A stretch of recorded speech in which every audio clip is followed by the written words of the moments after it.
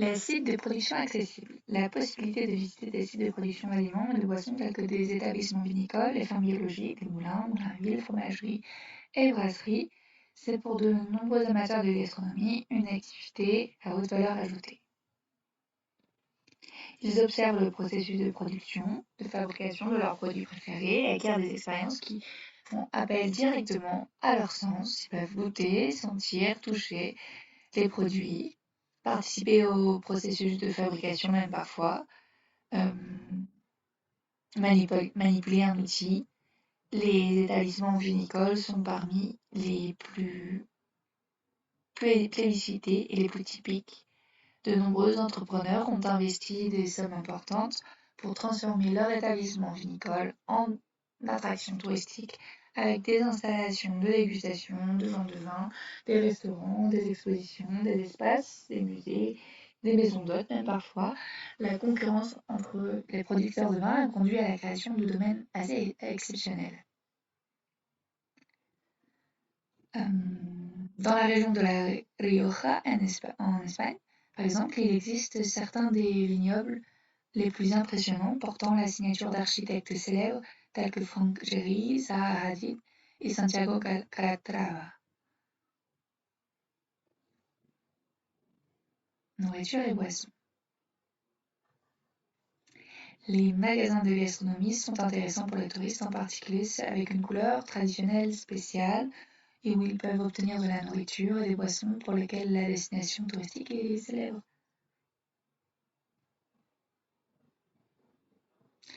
Racines et circuits. Il est bien connu que les racines et les outils sont un outil touristique qui intègre une variété d'éléments culinaires de la région ou d'un ensemble de régions pour attirer les visiteurs, contribuant ainsi à son développement économique et culturel. De nombreuses destinations touristiques offrent de tels itinéraires qui peuvent inclure des entreprises de restauration de tout type, allant du fast-food au restaurant de haute cuisine, de haute gastronomie, des sites de production alimentaire ou de boissons, accessibles tels que des fermes, des caves, des brasseries, des laiteries. Des zones de culture, par exemple des espaces extérieurs caractéristiques façonnés par des activités agricoles humaines telles que des vignobles, des oliveraies. Les itinéraires varient en termes du sujet, de la durée, de la période de l'année, des producteurs, de leurs créateurs, qui sont généralement des organisations touristiques régionales ou nationales, parfois locales, ainsi que des organismes commerciaux collectés, par exemple des associations de vignerons, bien que les racines culinaires les plus connues et les plus répandues soient les routes des vins, certaines destinations ne se concentrent pas uniquement sur un seul produit ou un seul type de produit, mais mettent en évidence un portefeuille culinaire complet, nous en avons parlé précédemment, à travers les itinéraires proposés notamment. Alors, étude des cas numéro 2, la première c'était les Logis de France. Ici, nous allons parler de l'association des producteurs de vin de la Grèce du Nord, comprenant la Macédoine, la Thrace et Pire. La vision commune des vignerons pionniers du nord de la Grèce a été le cadre solide et les bases prometteuses pour la création de l'association Vignerons de la Grèce du Nord, qui promeut l'image de marque du vin grec de haute qualité avec des cépages indigènes et internationaux, l'évolution de la viticulture et de la vinification ainsi qu'une diffusion de la culture du vin au grand public, en mettant l'accent sur la collégialité et sur la plus haute qualité de la production de vin en bouteille. Les membres de l'association des vignerons de la Grèce du Nord organisent chaque année une multitude d'activités, dont des événements de dégustation de vin, une exposition des dégustations de vin cinématographiques, des séminaires éducatifs, des propositions de no tourisme et bien plus encore. En tant qu'organisme collectif, l'association est impliquée dans des actions concernant la législation sur le vin, le développement, la promotion et la protection du vin grec de qualité et de marque. L'appellation d'origine protégée, chez nous AOP, et les appellations d'indication géographique protectrice, IGP. Le choix conscient du vin de marque contre le vin en vrac, anonyme et commercial, et surtout la consommation responsable de vin qu'il propose. les routes de vin, les dégustations de vin, les séminaires et dégustations de vin, notamment.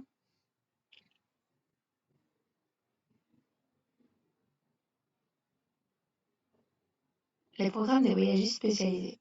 Les personnes intéressées par les circuits culinaires peuvent soit organiser leur propre voyage en utilisant les informations fournies par les organisations touristiques locales, soit participer à un circuit organisé par un voyagiste spécialisé.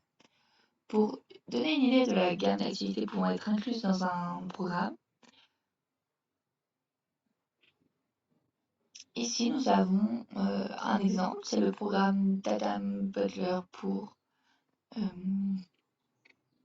une étude de cas Gourmet Tour en Irlande.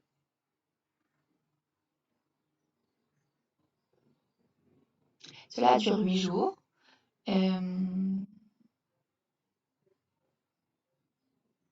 On passe par la boutique de fromage bio de petits producteurs.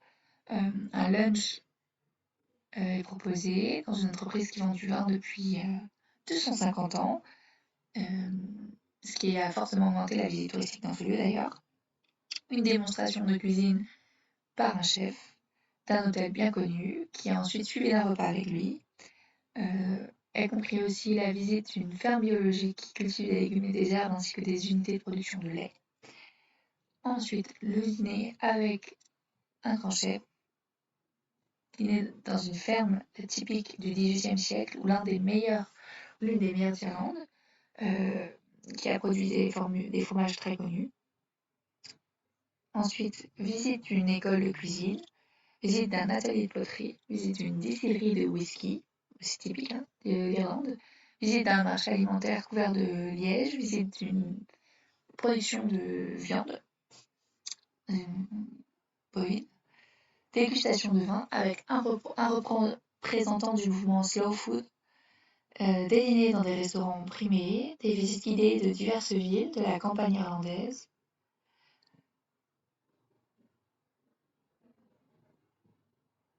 En soi, des événements d'intérêt culinaire.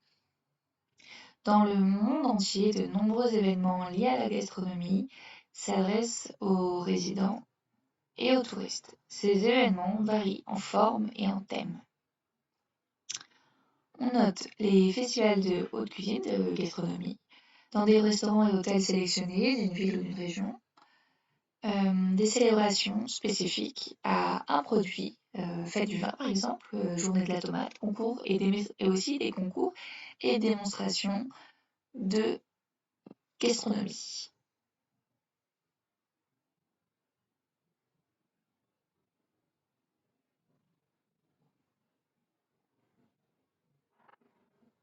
Des foires commerciales, etc. Certaines organisations répertorient tous ces événements de toutes sortes. Je vais donner encore des exemples, mais on peut citer la fête du riz, une foire à l'huile d'olive, fête de l'artichaut, des repas de carnaval. Il existe aussi des rallyes culinaires.